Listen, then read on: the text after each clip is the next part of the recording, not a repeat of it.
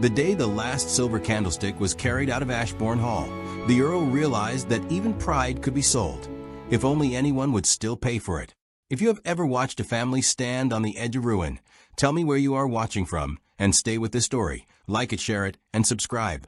Because what unfolded next was not merely a tale of desperation, but of a love no one dared to expect. The wind pressed against the tall windows of Ashbourne Hall, as though the very world sought entry to witness its decline.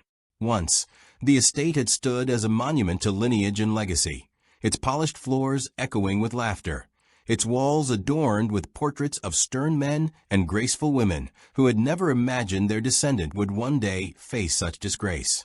Now those same halls carried only silence, thick, accusing, and unrelenting.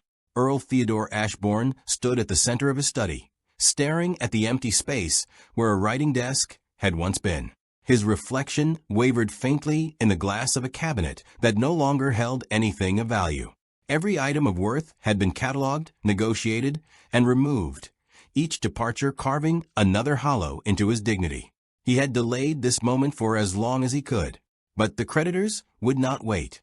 Outside the door, faint footsteps echoed, hesitant, careful, as though even the servants feared disturbing what remained of their master's pride. Theodore did not turn when the knock came. He already knew who it would be. "Enter," he said, his voice measured but hollow. The door opened slowly, revealing his eldest daughter, Lady Eleanor Ashbourne. She carried herself with a composure that bordered on defiance, her chin lifted, her expression calm despite the uncertainty that loomed over them all. "Father," she said gently, "Mr. Hargreaves has returned." The name struck like a blade. Mr. Hargreaves was not merely a creditor. He was the final one, the man who would either extend mercy or end everything. "I will see him shortly," Theodore replied. Eleanor stepped further into the room, her gaze sweeping over the emptiness with quiet understanding. She had always been perceptive, too perceptive, perhaps. Where her younger sisters clung to hope, Eleanor saw truth plainly, even when it was cruel. "There's little left to sell," she said softly. Theodore closed his eyes briefly. "I am aware." A silence stretched between them, filled with all the words neither wished to speak. At last Eleanor broke it. "Then we must consider alternatives." Theodore turned then, his gaze sharp despite the exhaustion etched into his features. "You speak as though we have choices." "We do," Eleanor insisted. "Perhaps not many, but enough." Before he could respond, another voice echoed from the corridor, lighter, edged with impatience. "Eleanor, you cannot possibly think." The door swung open wider as Lady Margaret Ashbourne entered without waiting. Her beauty was striking, her movements quick and restless, as though she refused to be confined by circumstance. Behind her, more hesitant, came the youngest, Lady Clara Ashbourne, her hands clasped tightly together, her wide eyes betraying her unease. "We cannot simply surrender everything," Margaret continued, her voice rising. "There must be a way to restore our position." Clara hovered near the doorway, glancing between her sisters and their father. Perhaps Mr. Hargreaves will grant us time." Theodore gave a humorless smile. "Men like Mr. Hargreaves do not grant time. They collect debts." Margaret crossed the room, her skirts swaying with agitation. "Then we must find another means. There are families far worse off than ours who have recovered." "And how do you propose we do so?" Theodore asked, though there was little expectation in his tone. Margaret hesitated only a moment. "Marriage." The word lingered in the air like a spark waiting to ignite. Clara's breath caught softly, while Eleanor remained still, her expression unreadable. "Marriage," Theodore repeated, as though tasting its bitterness. "You suggest I parade my daughters before society like merchandise?" Margaret's gaze did not falter. "I suggest we survive." Silence fell again, heavier than before. Theodore turned away, moving slowly toward the window. Outside, the ground stretched in fading grandeur, the gardens untended, the fountain dry, the once vibrant hedges reduced to wild growth. Everything reflected the same truth. Decline was no longer approaching. It had arrived. "There is one possibility," Eleanor said at last. Her voice was quiet, but it carried a weight that drew all attention to her. The Duke of Ravensshire is seeking a bride. At the mention of the name, even Margaret stilled. Duke Alexander Ravensshire was a figure spoken of with equal parts admiration and mystery. Wealth beyond measure, land stretching farther than most could imagine, and yet he remained distant, rarely seen, his intentions unknown. A duke, Clara whispered. Margaret's eyes gleamed faintly. If even one of us were to marry him, it would restore everything, Eleanor finished. Theodore let out a slow breath. You speak as though such a match is easily obtained. It is not, Eleanor admitted. But he has agreed to receive introductions. Several families will present their daughters. And you believe he would choose one of you? Theodore asked. Margaret stepped forward immediately. Why should he not?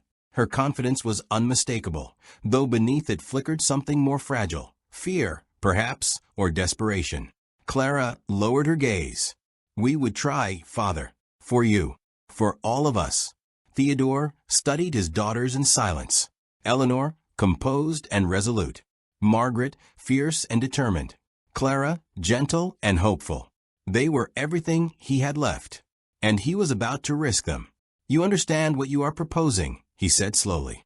You will be judged, scrutinized, compared. This is not a matter of affection, but of advantage. We understand, Eleanor replied. Margaret nodded. Better to be judged than to lose everything. Clara hesitated, then whispered, We will do what we must. Theodore closed his eyes once more. For a fleeting moment, he saw them as children, running through the gardens, laughing beneath the summer sun, untouched by the burdens of title and expectation. He had sworn then to protect them from the harshness of the world. Now, he was the one delivering them to it. Very well, he said at last. The decision settled like a final stone. We will go to Ravensshire. A quiet breath escaped Clara, while Margaret's posture straightened with renewed purpose. Eleanor simply inclined her head, as though she had expected no other outcome. But as they turned to leave, Theodore spoke again. There will be no illusions, he said firmly. Only one of you may be chosen, if any at all. Margaret paused at the doorway. Then we shall ensure it is one of us. The door closed behind them, leaving Theodore alone once more. Yet he was not entirely alone. From the shadowed corner of the corridor, unnoticed by the daughters, a figure had lingered. Eliza Hart stood still, her hands folded neatly before her apron. She had not meant to overhear, but in a house where walls had grown thin with loss, secrets no longer remained contained. Her gaze lingered on the closed door of the study. The Duke, the journey, the choice. A faint unease stirred within her, though she could not yet name it. She was merely a servant, after all. Invisible, insignificant. And yet, as the wind rattled the windows of Ashbourne Hall, carrying whispers of change, something within her whispered back. A quiet, persistent voice that refused to be silenced. This story would not belong solely to nobles and titles. It would belong to her as well.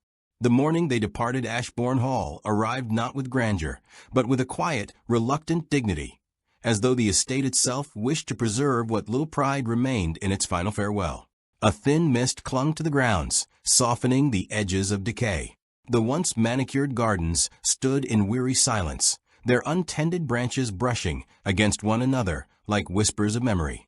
The carriage, polished as best as could be managed, waited at the front drive, its dark frame a stark contrast against the pale dawn. Earl Theodore Ashbourne stood at the steps, gloved hands clasped behind his back, watching as trunks were loaded with what few possessions they still retained. Each item had been carefully chosen, not for necessity, but for appearance. In the world they were about to enter, illusion held as much power as truth. His daughters emerged one by one. Lady Eleanor Ashbourne came first, dressed in muted elegance. Her gown was not new, but it was tailored to perfection, its simplicity lending her an air of quiet authority. She carried no outward sign of anxiety, yet her eyes scanned everything, the carriage, the servants, her father, as though committing it all to memory. Behind her, Lady Margaret Ashbourne appeared like a flame refusing to dim. Her attire, though equally modest in origin, had been altered with deliberate care, subtle embellishments added to draw the eye. She moved with purpose, her chin lifted, her gaze fixed forward, as though she already stood within the Duke's grand halls. Last came Lady Clara Ashbourne, her pale blue gown soft and unassuming. She hesitated briefly at the threshold before descending the steps, her fingers brushing lightly along the railing, as though reluctant to let go of the only home she had ever known. None of them spoke at first. There were no words suited to such a departure. Finally, Theodore stepped forward. "Everything is prepared." Eleanor nodded. "Then we should not delay."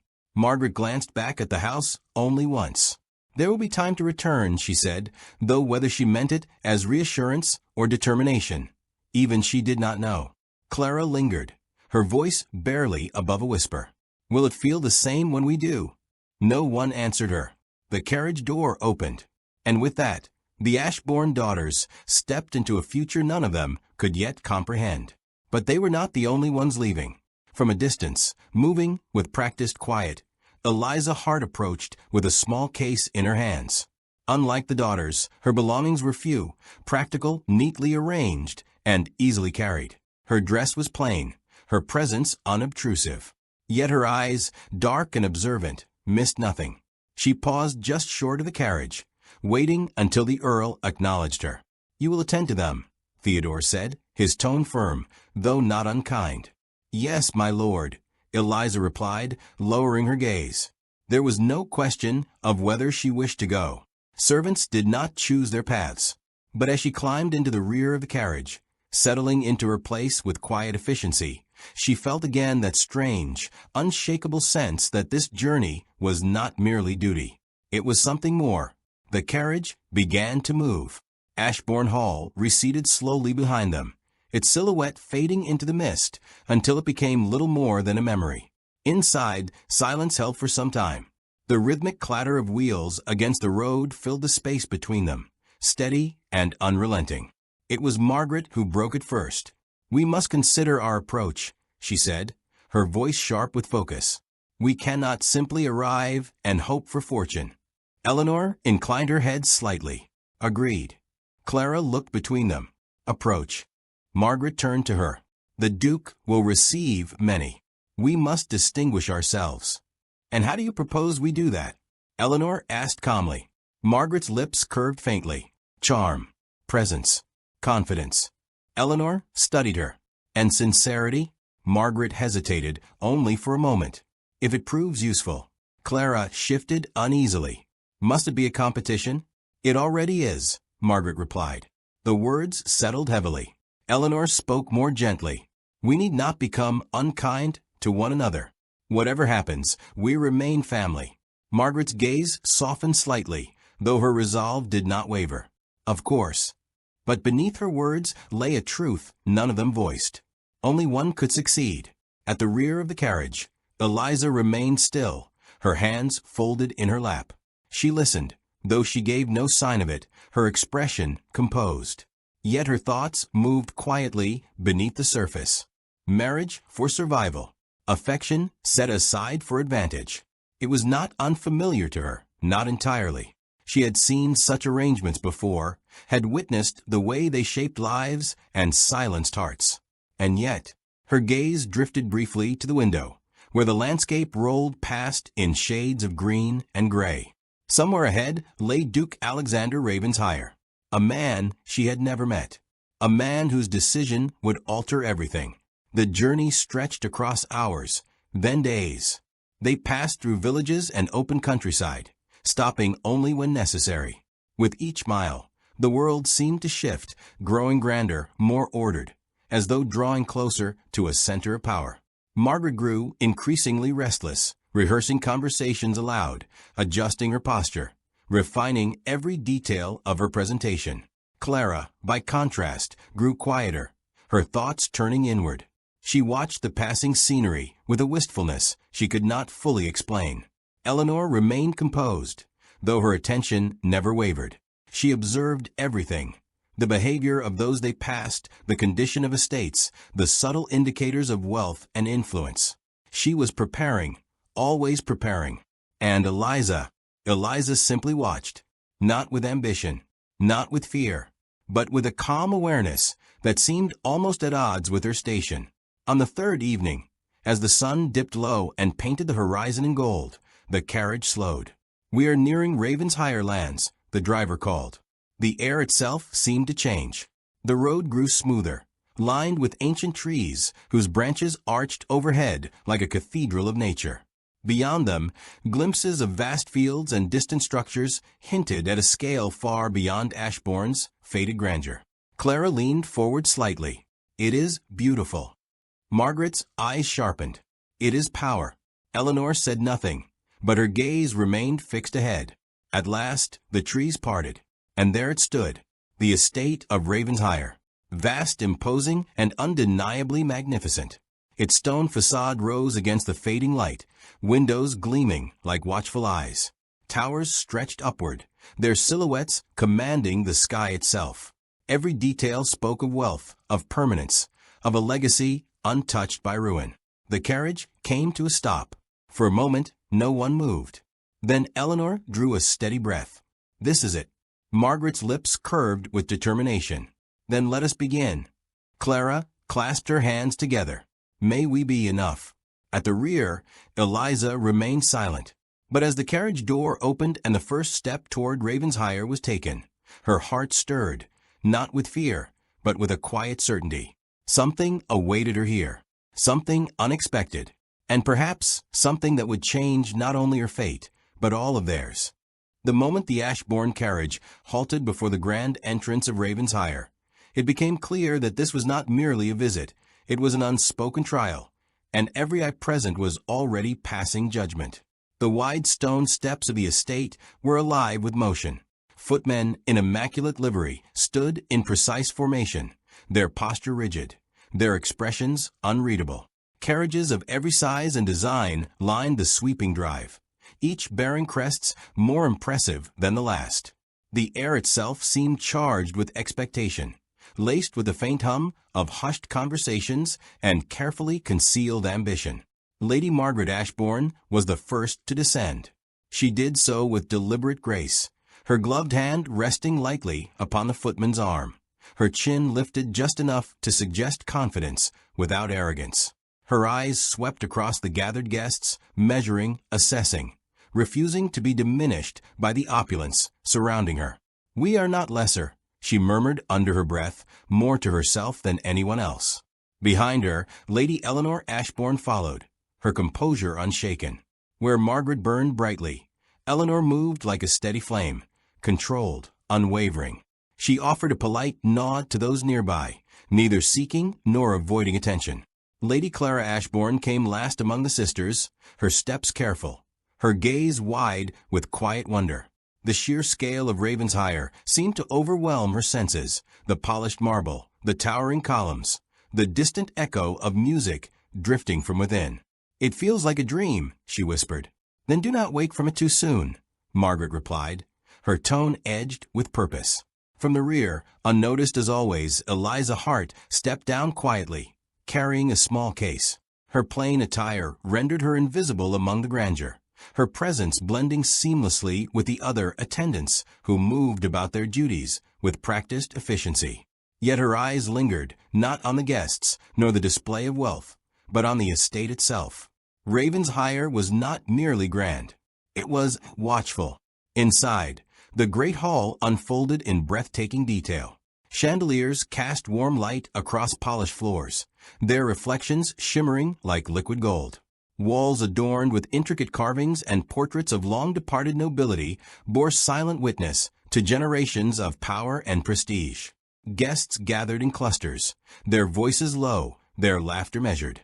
Every glance carried intention, every smile a calculated gesture. The Ashbourne sisters entered together, and immediately they were noticed. "Who are they?" came a whisper. "Ashbourne, I believe, though I had thought their fortunes diminished." "Indeed. How curious that they should be here at all." Margaret heard it. Of course she did. Her spine straightened, her expression sharpening into something almost regal. If they expected her to shrink beneath scrutiny, they would be disappointed. Eleanor inclined her head slightly, acknowledging a passing noblewoman with quiet courtesy.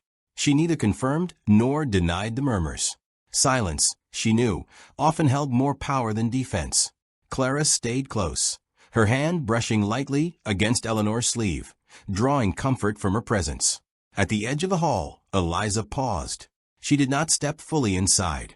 Servants did not belong among such gatherings, not truly. They moved along the periphery, existing only to support the illusion of effortless elegance. And yet, her gaze shifted across the room to him. Duke Alexander Ravensshire stood apart from the crowd, as though the space itself had shaped itself around him. He was not surrounded, not engaged in lively conversation, nor seeking admiration. Instead, he observed, quietly, intently, his expression unreadable. Tall, composed, and undeniably commanding, he carried an air of restraint that set him apart from every other man present. Where others displayed charm, he revealed nothing. And yet, it was precisely that absence that drew attention. Margaret saw him almost immediately. "There," she murmured, her breath catching ever so slightly. Clara followed her gaze. "He seems distant." Eleanor studied him with careful interest. "Or discerning." Margaret's lips curved faintly. "Then he shall discern us." Before any of them could move further, a voice cut gently through the hum of the room. "Lady Ashbourne, I presume?" They turned to find a gentleman approaching, his attire impeccable, his demeanor courteous. "I am Lord Whitcomb," he continued with a slight bow. "His Grace extends his welcome. Introductions will begin shortly." Margaret inclined her head, her expression brightening just enough. "We are honored." Eleanor offered a polite smile. "Thank you, my lord." Clara simply nodded, her nerves evident despite her efforts to conceal them. As Lord Whitcomb departed, Margaret exhaled softly. "This is it." "Not yet," Eleanor corrected. "But soon." Across the hall, the Duke had not moved, but his gaze had shifted, not toward Margaret, not toward Eleanor, nor Clara. It lingered briefly, almost imperceptibly, on the edge of the room, on Eliza. She did not notice at first. She had turned slightly, focusing on arranging the small case she carried, ensuring everything remained in order for her mistresses. Her movements were precise, efficient, practiced. Invisible. Yet something, some instinct, caused her to pause, to look up. For a fleeting moment, their eyes met. And, in that instant, something passed between them. Not recognition, not understanding, but awareness. Then it was gone. The Duke turned away, his expression unchanged, as though nothing had occurred. Eliza lowered her gaze quickly, her heart unsettled in a way she could not explain. It meant nothing. It had to mean nothing. The sound of a bell echoed softly through the hall, drawing attention. "Ladies and gentlemen," Lord Whitcomb announced, his voice carrying with practiced ease. "His Grace will now receive introductions." A subtle shift moved through the room. Postures straightened, expressions refined. The unspoken competition began in earnest. Margaret stepped forward first among the Ashbourne sisters, her confidence unwavering. Eleanor followed, her composure intact. Clara hesitated only a moment before joining them. Eliza remained behind, watching, always watching. As one by one, young women were presented before the Duke, offering their names, their lineage, their carefully crafted smiles. He listened, he acknowledged, but he did not reveal. Margaret's turn approached. Her breath steadied. Her moment had come. And yet, as the distance between herself and the Duke closed, she could not shake the faintest, most unsettling feeling that his attention was not where it ought to be, that something or someone, beyond expectation, had already begun to shift the course of this carefully orchestrated affair. The first true crack in the illusion of control did not come with a grand gesture, nor a scandalous misstep, but in the quiet, unguarded moments no one thought worth noticing. Lady Margaret Ashbourne stood before Duke Alexander Ravensshire with practiced elegance, her voice steady, her smile measured to perfection. "Your Grace," she said with a graceful curtsy, "it is an honor." The Duke inclined his head slightly. "Lady Margaret." His voice was calm, even neither warm nor cold. It revealed nothing. Margaret continued, each word carefully chosen. She spoke of her upbringing, her appreciation for music, her admiration for Ravenshire's legacy. She allowed just enough charm to soften her confidence, just enough poise to elevate her presence. To any observer, she was flawless. And yet, the Duke's gaze, though directed at her, seemed distant, as though part of his attention lingered elsewhere, beyond the boundaries of the conversation. Margaret felt it. A subtle disquiet stirred beneath her composure. She finished with a gentle smile. "I hope to prove worthy of your regard." The Duke inclined his head once more. "We shall see. No more, no less." Margaret stepped away, her posture unbroken. But inside, something had faltered. "He did not engage," she murmured under her breath as she passed Eleanor. Lady Eleanor Ashbourne gave a slight nod. "Then perhaps he is not easily persuaded." Eleanor's turn came next. She approached without flourish, her movements calm, her expression composed. Where Margaret had dazzled, Eleanor offered quiet depth. "Your Grace," she said, her voice steady, "I thank you for receiving us." The Duke regarded her more closely this time. There was intelligence in her gaze, restraint in her tone. She did not attempt to impress. She simply presented herself as she was. It was different.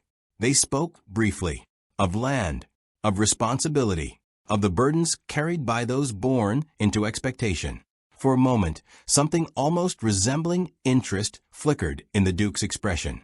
But it passed just as quickly. "Your perspective is considered," he said at last. Eleanor inclined her head. "I value clarity, Your Grace." "And yet," he replied softly, "clarity does not always lead to truth." She met his gaze evenly. "No, but it often reveals it." A pause. Then he nodded, dismissing her with quiet finality. Eleanor stepped away, her expression unchanged, but her thoughts lingered on his words. He was not what she had expected. Not at all. Last came Lady Clara Ashbourne. She approached with visible nerves, her hands trembling slightly despite her efforts to steady them. "Your Grace," she said softly, curtsying. It is a pleasure." The Duke's gaze softened, if only by a fraction. Clara spoke simply, of her love for the countryside, her fondness for quiet mornings, her desire for peace rather than grandeur. She did not attempt to impress. She did not pretend. And for a fleeting moment, the air between them felt gentler. But still, it was not enough. "You value simplicity," the Duke said. "Yes," Clara replied, her voice barely above a whisper. He regarded her for a moment longer, then nodded. A rare inclination. And with that, her introduction ended. 3 daughters. 3 distinct impressions. None chosen. As the formalities concluded, the room shifted once more. Conversations resumed, laughter returned, and the subtle dance of ambition continued. But beneath it all, something had changed. The Duke remained apart, his presence as commanding as ever, but his attention seemed unsettled. And then, a small, almost insignificant moment altered everything. At the far end of the hall, a servant stumbled. A tray slipped. Crystal glasses shattered against the polished floor, the sharp sound cutting through the room like a gasp. All eyes turned. The young servant froze, her face pale with fear, her hands trembling as she looked toward the gathered nobility. Mistakes were not tolerated here. Not in such company. Not under such scrutiny. Before anyone else could react, Eliza's heart moved. Quickly, quietly, without hesitation. She knelt beside the fallen servant, her voice calm, steady. "Do not move. You will cut yourself." The girl shook her head, panic rising. I am so sorry, I did not." "It is all right," Eliza said gently. "Accidents happen." Her hands moved with care, gathering the broken pieces, shielding the girl from further harm. There was no frustration in her expression, no trace of judgment, only quiet reassurance. The room watched, some with mild curiosity, others with faint disapproval. But one pair of eyes watched more closely than the rest. The Duke. He had turned fully now, his gaze fixed not on the spectacle, but on Eliza. There was something in the way she moved, in the way she spoke. Not merely competence, but compassion. Unforced, unnoticed, unperformed. Eliza finished clearing the shards, rising smoothly to her feet. She offered the trembling servant a small, reassuring nod before stepping back, returning to the shadows, as though nothing of consequence had occurred. But something had. The Duke took a step forward. It was subtle, barely perceptible, yet it marked a shift. Margaret noticed it first. Her gaze sharpened, following his line of sight. "To whom is he looking?" she murmured. Eleanor followed her gaze, and saw, not a lady, not a noble woman adorned in silk and expectation, but a servant, plain, unremarkable, invisible, except not to him. "That is impossible," Margaret whispered. Clara frowned slightly. She was only helping. Eleanor's expression grew thoughtful. "Yes," she said quietly, "only helping." But the weight of a moment lingered. Across the hall, Eliza felt it again, that strange, unshakable awareness. She did not look toward the Duke. She did not seek his attention. And yet, she could feel it, like a thread drawn taut between them, unseen, unspoken, but undeniable. And in that quiet, fragile moment, something began to take shape. Something no title, no expectation, no carefully laid plan could contain. Something that would soon defy everything they believed this gathering to be. By the time evening settled over Ravensshire, the glittering facade of polite society had begun to thin, revealing something far more fragile beneath. Ambition strained by uncertainty, confidence shadowed by doubt, and secrets waiting patiently for the right moment to emerge. The great hall had transformed. Where earlier it had been a stage for introductions, it now shimmered with candlelight and music. A quartet played softly from the gallery above, their notes weaving through the air like a delicate spell. Guests moved in elegant patterns across the floor, their laughter warmer now, their conversations more intimate. But beneath the beauty, tension lingered. Lady Margaret Ashbourne stood near one of the tall windows, her reflection flickering in the glass.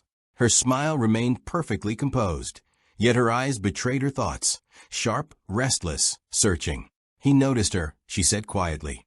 Beside her, Lady Eleanor Ashbourne did not feign ignorance. "Yes."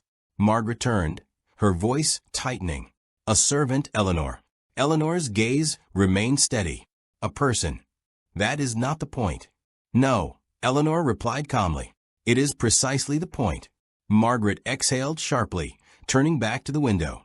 Outside, the grounds of Ravensshire stretched into darkness, lit only by scattered lanterns.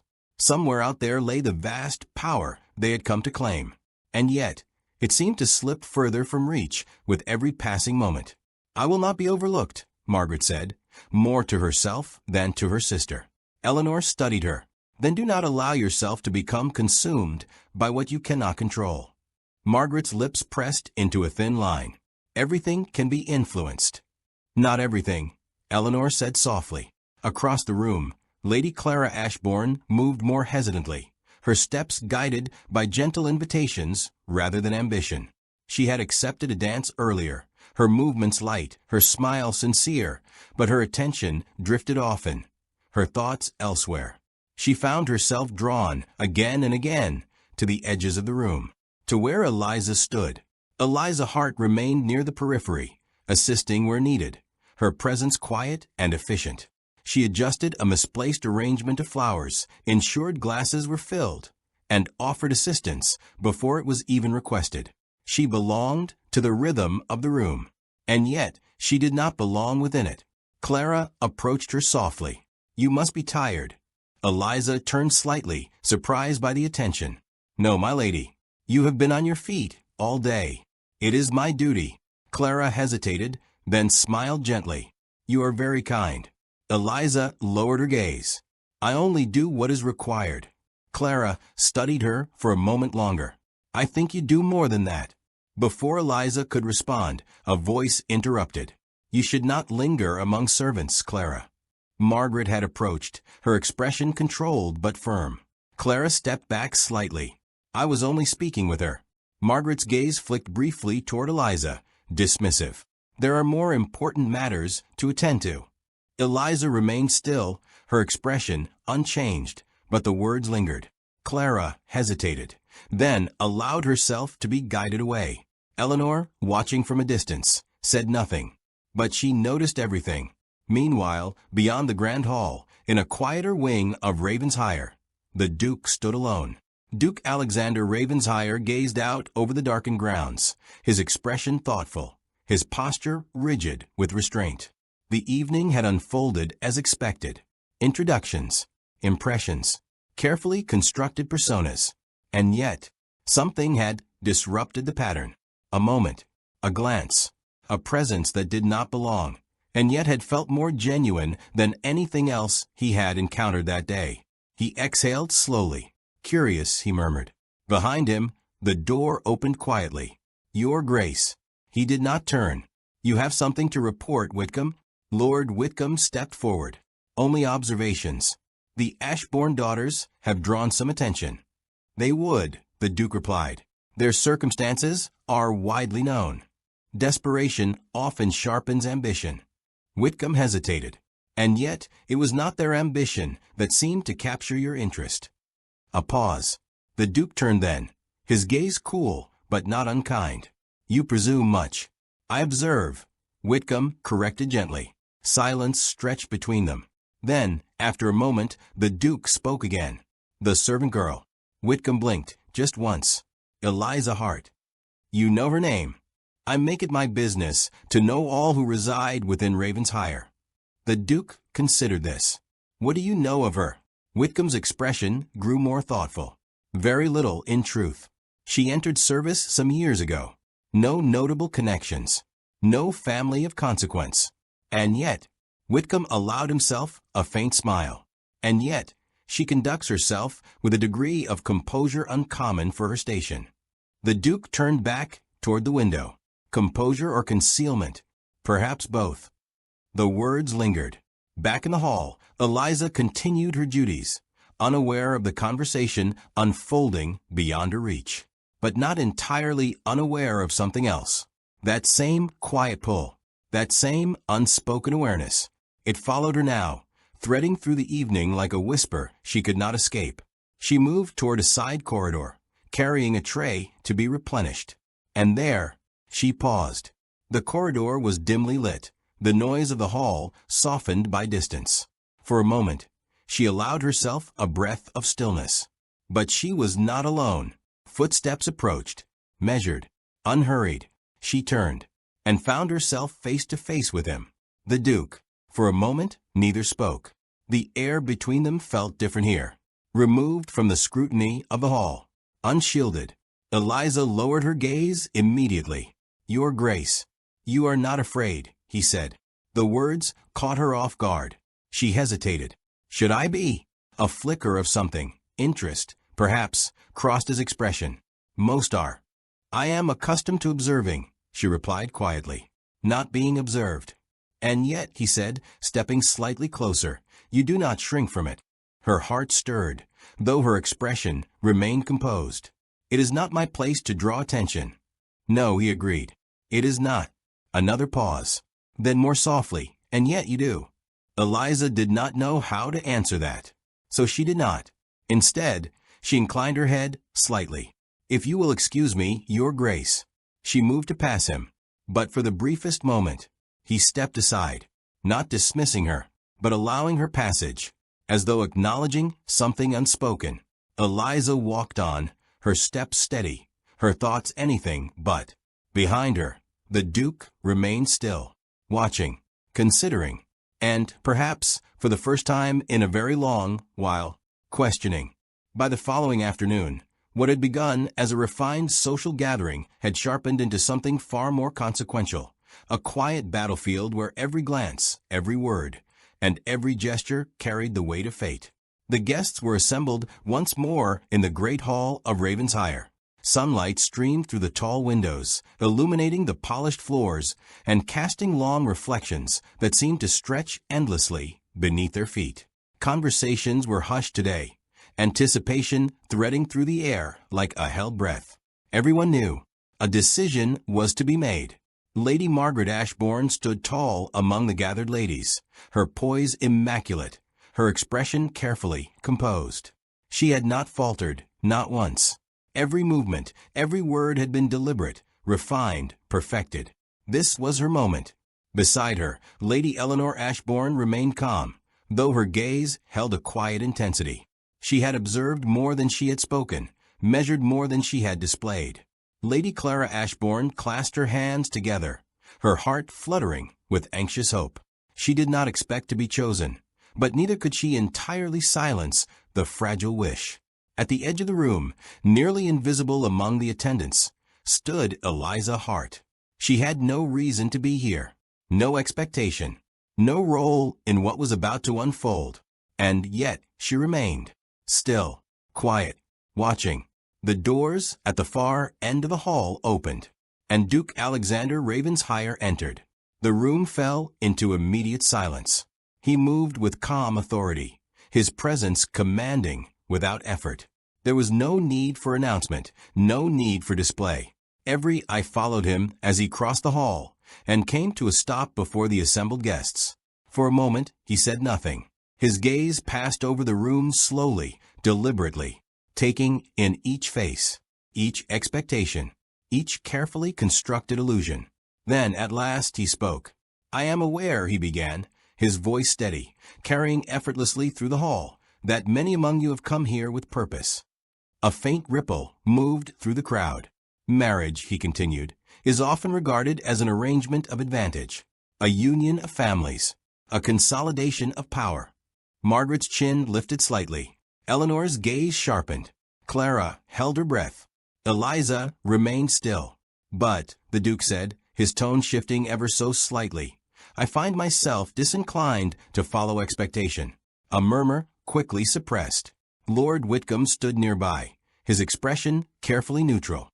The Duke's gaze moved again, across the assembled ladies, past silk and jewels, past carefully practiced smiles. And then it stopped, at the edge of the room, on Eliza. For a moment, no one seemed to understand what was happening, not even her. She felt it before she fully realized it, the weight of his attention, the stillness that followed. "No," Margaret whispered, barely audible. Eleanor's breath slowed, her mind racing. Clara turned, her eyes widening. The Duke took a step forward, not toward the assembled daughters, not toward the noble families who had traveled great distances for this moment, but toward her. Each step echoed in the silence, measured, certain, unstoppable. Eliza did not move. She could not. Her hands remained clasped before her, her posture composed, but her heart beat with a sudden, unyielding force. He stopped before her, close enough that the distance between them felt impossibly small. "Your name," he said quietly. She swallowed, then answered, "Eliza Hart, Your Grace." The simplicity of it seemed to echo louder than any grand introduction. He studied her, not her attire, not her station, but her. And then he turned, addressing the room once more. "My choice," he said, his voice unwavering, "is made." The silence deepened. Margaret's fingers tightened. Clara's breath caught. Eleanor closed her eyes briefly, as though bracing for something inevitable. The Duke continued, "I will marry Miss Eliza Hart." The words fell like a thunderclap. For a heartbeat, the room remained frozen, caught between disbelief and understanding. Then, whispers erupted. Shock, disbelief, outrage. A servant.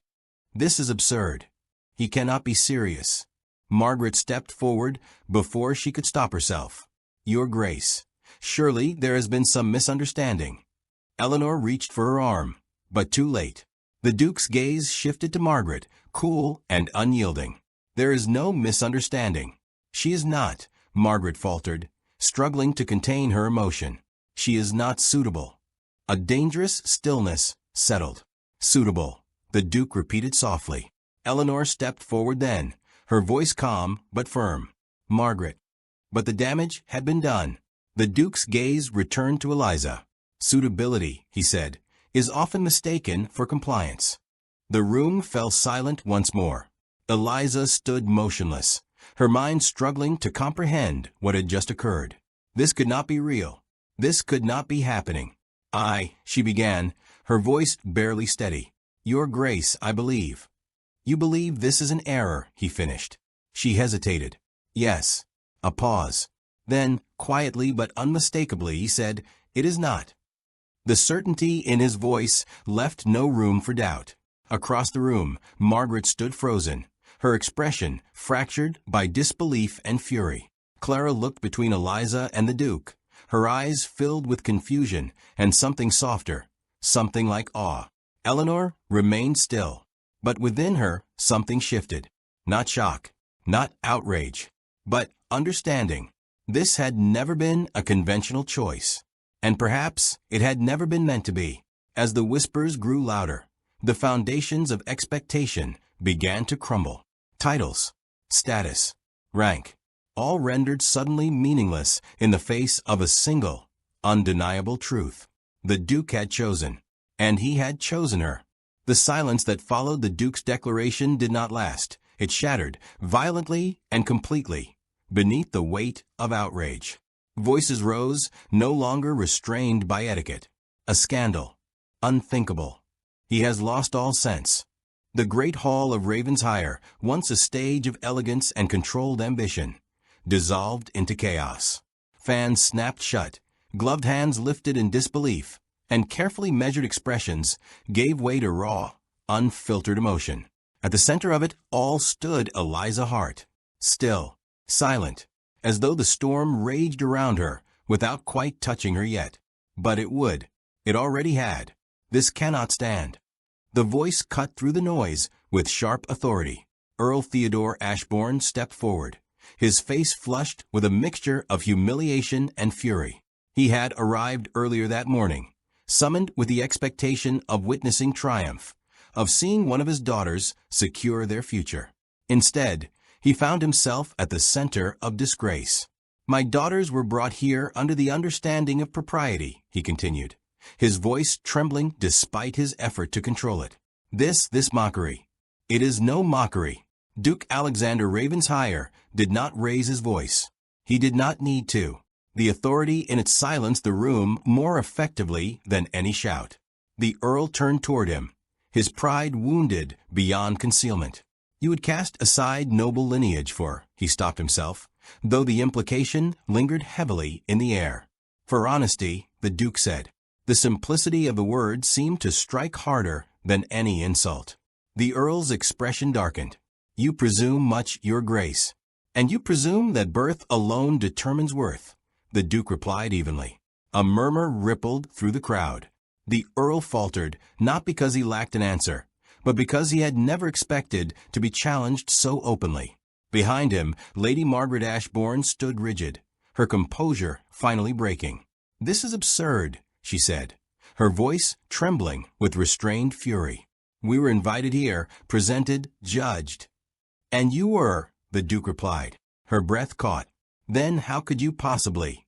"Because I was not seeking perfection," he said, cutting through her words with quiet finality.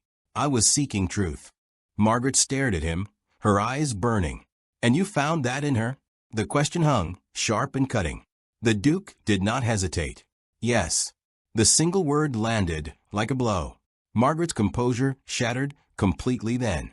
She turned away abruptly, her hands clenched at her sides, her breath uneven. "This is humiliation," she whispered.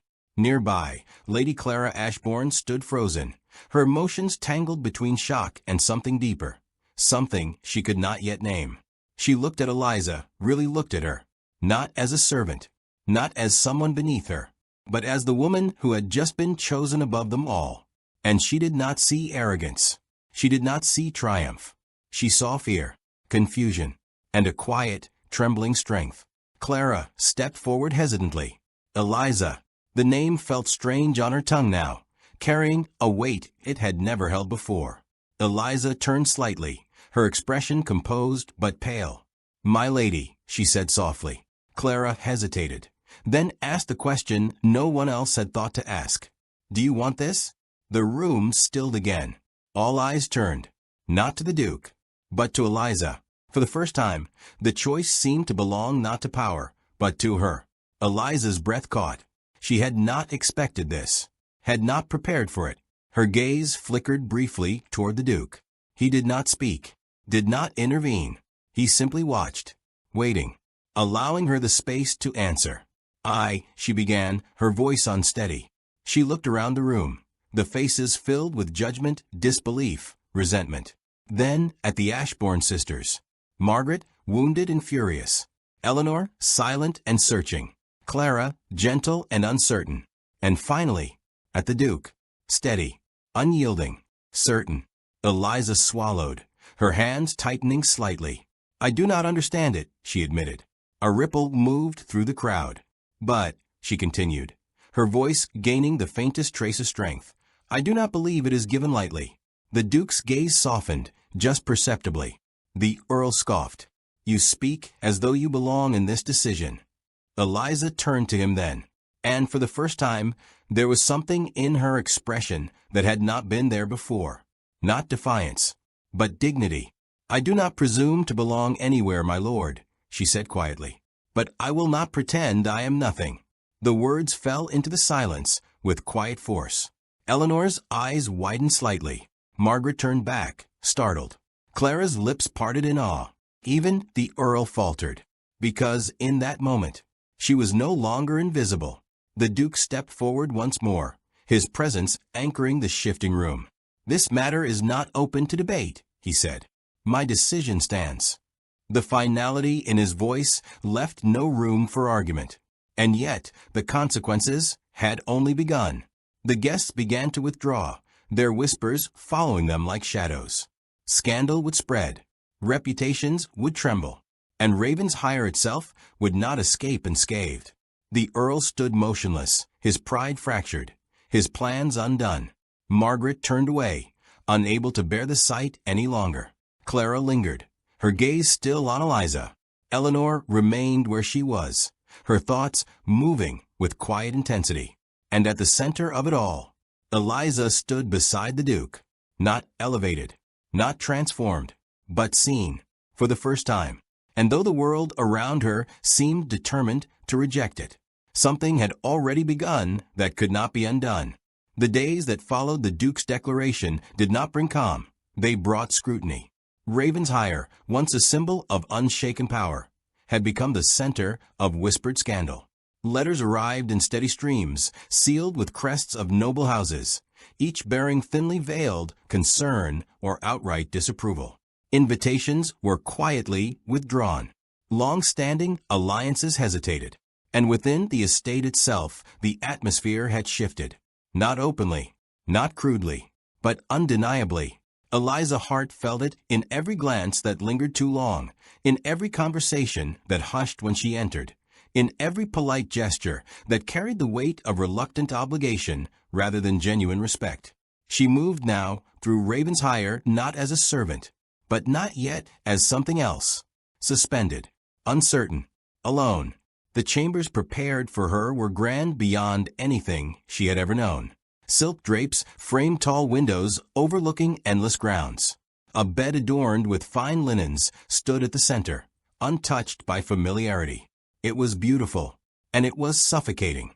She stood near the window, her hands resting lightly against the cool glass, her reflection faint and unfamiliar. "Do you regret it?" The voice behind her was calm, steady. Duke Alexander Ravensshire. She did not turn immediately. "I do not know if I have yet had the chance to regret anything," she said softly. He stepped closer, though not too close. "You have had the chance to refuse." She turned then, meeting his gaze. "And bring further spectacle upon your name. My name has endured worse." A faint, almost imperceptible softness touched his tone. Eliza studied him.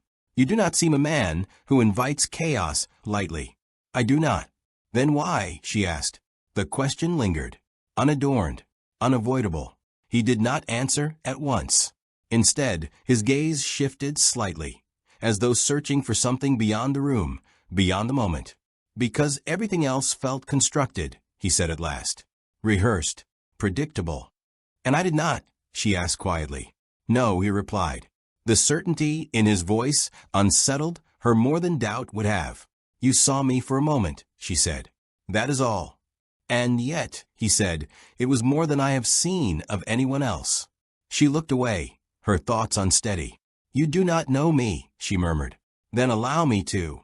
The simplicity of the request caught her off guard. She turned back slowly. "And if you do not like what you find?" A pause. Then, with quiet honesty, then I will accept that truth as well. Something shifted within her then. Not comfort, not certainty, but the faintest opening. Yet the world beyond the room did not share that quiet understanding. Elsewhere in the estate, Lady Margaret Ashbourne paced with barely contained frustration. "This cannot be allowed to stand," she said sharply. Lady Eleanor Ashbourne remained seated, her expression thoughtful rather than reactive.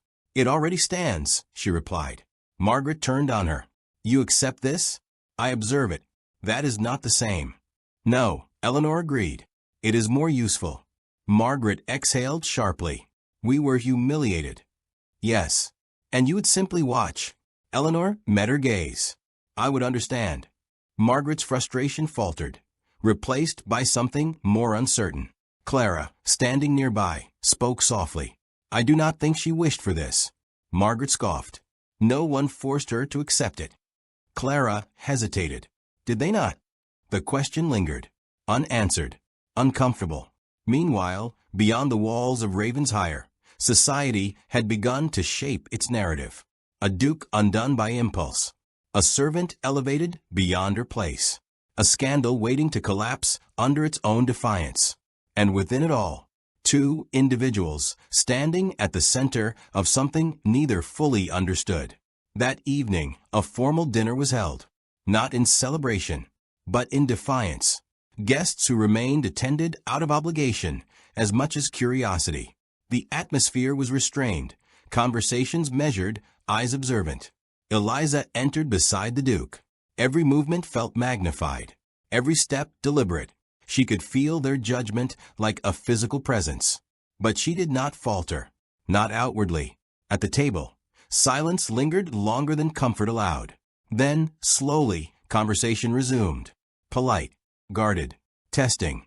A noblewoman across from her spoke first. "You must find this transition overwhelming." Eliza met her gaze calmly. "It is unfamiliar." A faint smile. "And yet you appear composed." "I have learned the value of stillness." The response carried more weight than expected. The noblewoman leaned back slightly, reassessing. Across the table, the Duke watched, not intervening, not guiding, allowing her to stand on her own. And she did, not perfectly, not effortlessly, but undeniably. As the evening wore on, something subtle began to shift. Not acceptance, not yet, but recognition. She was not what they had expected, and that, perhaps, unsettled them more than anything else. Later, as the guests withdrew and the halls quieted, Eliza stood once more at the edge of the great hall. Alone, or so she thought. "You did well." She turned. The Duke stood a few steps behind her. "I endured," she replied. "That is often the greater challenge." She allowed herself a faint, tired smile. "Will it always be like this?" "For some," he said. "Yes." "And for you?" He met her gaze. "No." The word was quiet, certain. She studied him for a moment, then asked softly, "Why are you so sure?" A pause. Then, "Because I have already chosen." The weight of it settled between them. And for the first time since the chaos began, Eliza did not feel entirely alone within it. By the fourth day after the Duke's declaration, the scandal had settled into something quieter, but far more dangerous. It was no longer loud outrage. It was judgment, measured, observing, waiting for failure. And within Ravenshire, that pressure began to press inward, on every conversation, every glance, every silence that lingered too long. Eliza Hart felt it most in the spaces where no one spoke at all, in the corridors where servants now hesitated before addressing her, in the dining hall where noble guests still present studied her with thinly veiled curiosity, in the mirror where even she struggled to recognize the woman reflected back. She had not changed, and yet everything around her had. That morning, she stood alone in one of the smaller sitting rooms, her hands resting lightly on the back of a chair. The windows were open, allowing fresh air to drift in, carrying the faint scent of early spring. It should have felt peaceful. It did not. "You are avoiding the main hall." The voice was calm, observant. Lady Eleanor Ashbourne stepped into the room, closing the door softly, behind her. Eliza turned, composed but guarded. "I did not realize I was expected." Eleanor studied her for a moment before responding. "You are expected everywhere now." There was no mockery in her tone, only truth. Eliza lowered her gaze slightly. "That is precisely the difficulty." A faint, almost sympathetic expression touched Eleanor's face. "Yes," she said quietly. "I imagine it is." Silence settled between them, not hostile, but thoughtful. Eleanor moved further into the room. "You have altered everything," she said. "I did not intend to," Eliza replied. "I believe that," Eleanor said, "which makes it all the more significant." Eliza hesitated, then asked, "Do you resent me?" The question was simple, but it carried weight. Eleanor considered it carefully. "No," she said at last. Eliza looked up, surprised. "My sister does," Eleanor continued. "My father likely does as well. Society certainly does." A faint pause. "But I do not." "Why?" Eliza asked softly. Eleanor's gaze sharpened slightly, not with hostility, but with clarity. "Because you did not take something that was mine," she said. "You revealed something that was never ours to begin with." The words settled deeply. Eliza absorbed them in silence. "You see him differently," Eleanor added. "Yes," Eliza admitted. "And he sees you differently." Eliza did not respond, because that, perhaps, unsettled her most of all. Meanwhile, across the estate, tension reached its breaking point. Earl Theodore Ashbourne stood in a private study, his hands braced against a heavy desk, his breathing uneven. "This must be corrected," he said, his voice low but strained. Across from him, Lady Margaret Ashbourne stood rigid, her anger no longer concealed. "It cannot be undone," she replied.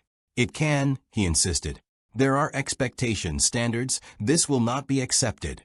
Margaret let out a sharp breath. "Then let it not be accepted." The Earl turned on her. "You speak as though this does not affect you." "It affects me entirely," she said, her voice trembling now, not with rage, but with something deeper. "But I will not beg for what was never offered." The words struck harder than either expected. The Earl faltered. Margaret continued, more quietly now. "You asked us to come here," she said, "to compete, to secure our future." His gaze dropped. "And we did," she went on. "We did everything that was expected of us." A long silence followed. Then, and it was not enough. The truth hung between them, heavy, unavoidable. Margaret turned away, her composure cracking just enough to reveal the hurt beneath. "I was not chosen," she said. The Earl closed his eyes briefly. For the first time, something shifted within him. Not pride, not anger, but realization. Elsewhere, in the gardens of Ravensshire, the Duke walked alone. Duke Alexander Ravensshire moved without destination, his thoughts distant, his expression unreadable. He had expected resistance. He had anticipated scandal. But what he had not expected was the quiet complexity of the woman he had chosen. Her restraint, her honesty, her uncertainty. It did not weaken his decision. It deepened it. Footsteps approached. He did not turn immediately. "You have unsettled half the country." The voice was familiar, measured. "Lord Whitcomb." The Duke allowed a faint exhale. "Only half." Whitcomb smiled slightly. "The rest are still deciding how they feel about it." A pause. Then, more seriously, "Are you certain?" The Duke turned then. "Yes." Whitcomb studied him carefully. "She is not what they expected." "No," the Duke agreed. "She is not." "And what if she is not what you expected?" A brief silence. Then I will learn who she is," the Duke said. The answer carried no hesitation. Whitcomb inclined his head slightly. "Then I believe the greater challenge will not be convincing society." No, Whitcomb replied. "It will be convincing her." That evening, everything changed. Not with announcement, not with spectacle, but with truth. Eliza was summoned, not to the hall, but to a smaller chamber. There, waiting, was the Duke, and something in his expression told her this was no ordinary conversation. "You wished to see me, Your Grace," she said. "I did." A pause. Then, "There is something you have not told me." Her breath stilled. For a moment, she said nothing. Then, quietly, "There are many things I have not told you, Then begin with the one that matters most, he said. She looked at him, truly looked, and realized. He already suspected. Perhaps not the full truth, but enough. I was not always a servant, she said. The words fell softly, but they changed everything. I was placed into service, she continued, her voice steady despite the weight of it, after my family lost everything. A familiar story. And yet, not entirely. My father, she hesitated, then continued, was once connected to ravens higher. The Duke's gaze sharpened. In what way? She met his eyes. He served your father. Silence. Deep. Unyielding. And when he died, she said softly, there was no place left for us. The truth settled between them. Not dramatic. Not explosive. But profound. The Duke did not speak immediately. When he did, his voice was quieter than before. You have been here all along. Yes. And I did not see you. No, she said. You did not. A pause. Then, you see me now. The words were not accusation. Not quite. But they carried something close. The Duke held her gaze. Yes, he said. And for the first time, it felt like the truth had finally begun to surface. The day of the wedding dawned crisp and clear. The sky is soft, pale blue, over the sprawling grounds of Ravensshire. The estate had been transformed, not with ostentation, but with careful elegance. The kind that whispered refinement rather than demanded attention. Guests had returned, some out of curiosity, others from obligation, all carrying with them the lingering echoes of disbelief and anticipation. Eliza Hart stood in her gown, simple yet exquisite, the fabric hugging her frame with understated grace. She felt a nervous energy, a tremor beneath the composed surface she had cultivated for so long. Today, the world would watch, judge, and perhaps finally accept. The Duke waited in the chapel, his posture rigid, with restrained emotion, every movement measured. Duke Alexander Ravenshire's eyes, however, betrayed the quiet storm of anticipation he felt, the careful control he maintained in society's presence, giving way to something softer, more vulnerable. Guests arrived, their whispers like delicate threads weaving through the air. Even the Ashbournes were present, their faces a complex mixture of resignation, pride, and lingering tension. Margaret avoided eye contact. Eleanor held herself with quiet dignity, and Clara's gaze lingered on Eliza, a mixture of wonder and admiration reflected in her eyes. As the ceremony began, a hush fell over the room. The Duke extended his hand, and Eliza took it, feeling the steady warmth of his palm against her own. It was a simple gesture, yet in it lay the culmination of weeks of trials, judgments, and quiet revelations. The officiant began, and the words echoed softly through the high ceilings of the chapel. Do you, Alexander Ravensshire, take Eliza Hart to be your lawfully wedded wife, to cherish and honor, in spite of station, status, or circumstance? I do, he said, his voice unwavering, resonant with conviction. And do you, Eliza Hart, take Alexander Ravensshire to be your lawfully wedded husband, to cherish and honor, in spite of expectation, society, or prejudice? I do, she replied, her voice clear, steady, carrying more weight than she had expected it to. The room seemed to exhale collectively. Whispers lingered, but they were softer now, tempered by the undeniable certainty between the two of them. When the ceremony concluded, the Duke and Eliza turned to face the assembled guests, hands still intertwined. Some eyes were wary, some curious, some grudgingly admiring, but the power of choice, the force of honesty, was palpable. The reception was held in the great hall, sunlight streaming through the windows, casting patterns across polished floors. For a moment, the grandeur of the estate felt suspended between tradition and defiance, between expectation and the triumph of truth. Margaret approached Eliza, her expression still tinged with frustration, but tempered now with a fragile respect. I cannot say I understand, she admitted, her voice quiet, but I see that he has chosen well. Clara's voice was gentle, warm. You were brave, she said. It is not easy to claim what is yours when the world resists. Eleanor remained silent, but placed a hand lightly on Eliza's shoulder, a gesture that carried approval beyond words. The Duke, observing the subtle reconciliations, felt a weight lift from his shoulders.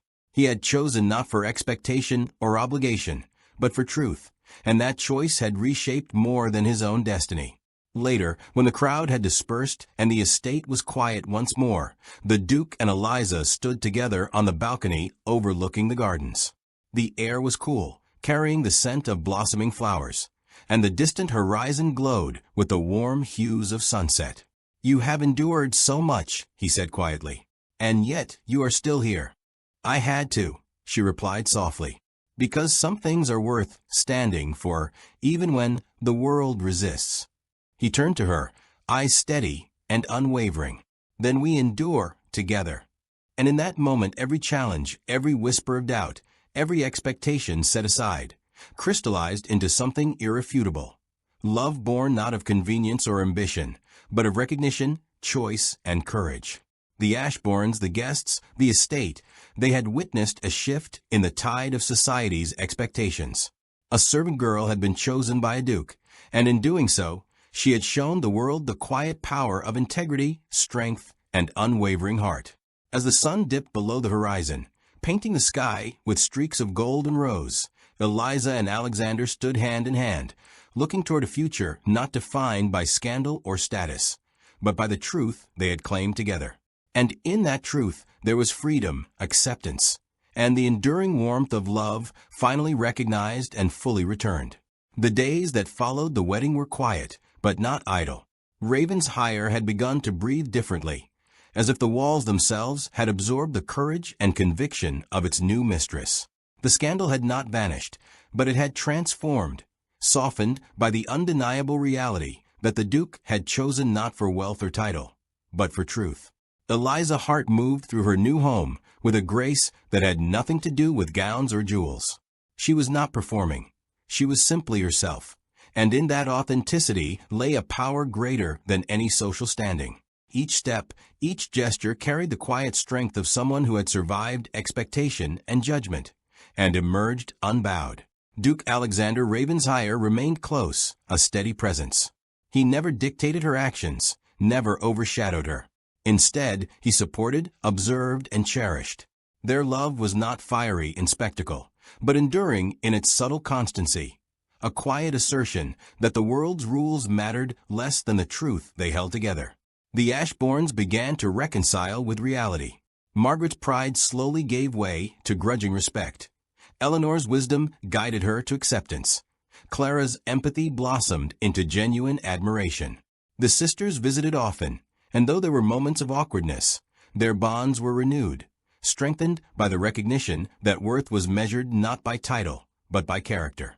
Society, ever wary of precedent, began to murmur with something approaching admiration. The union of a duke and a woman of humble beginnings became a testament to courage and authenticity.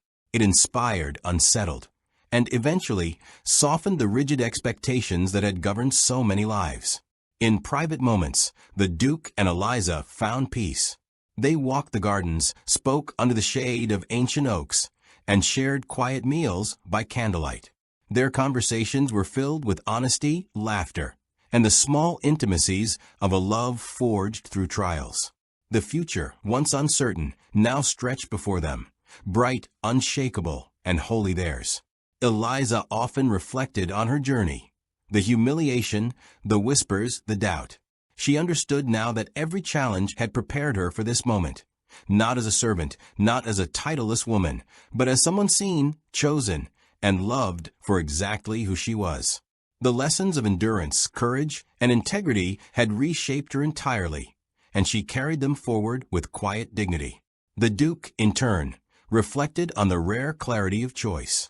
In a world of pretense and obligation, he had sought truth, and it had led him to someone extraordinary. It had required courage, patience, and a willingness to defy expectation, but it had yielded something far more precious than social standing, a life shared with a partner who inspired admiration, respect, and love in equal measure. And so, Ravensshire settled into a new rhythm. Its halls echoed with laughter and conversation not measured by protocol, but by sincerity. Its gardens bloomed under careful attention, a living symbol of growth nurtured through patience and truth. The legacy of the estate, once threatened by scandal, was now reinforced by the strength and integrity of its inhabitants. In the quiet evenings, when the sun set behind the distant hills and the air was cool and fragrant, the Duke and Eliza would walk together along the pathways of the estate. Their hands intertwined, their hearts aligned, they would speak softly of plans, hopes, and dreams. The world outside might still question, might still whisper, but inside Ravensshire, love and truth reigned supreme. They had rewritten the expectations of society, but more importantly, they had rewritten their own futures. Together, they faced the world not with pretense or fear, but with conviction, integrity, and the enduring strength of a love that had been chosen deliberately, courageously, and without compromise. And in that choice, every trial endured, every whisper of doubt, every expectation overturned became not a mark of shame, but a testament to what it truly meant to be seen, and to be loved, for exactly who one was.